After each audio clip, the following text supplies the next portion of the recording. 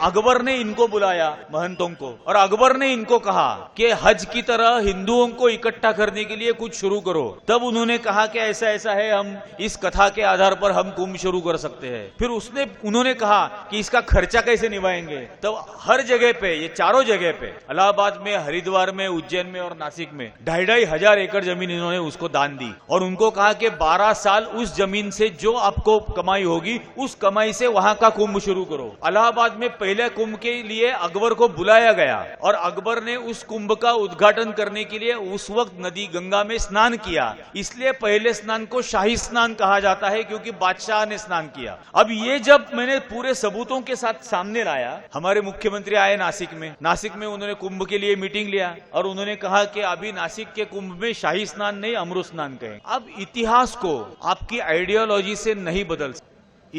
इतिहास है जिसके सबूत है और उन सबूतों के आधार पर हम बोल रहे हैं।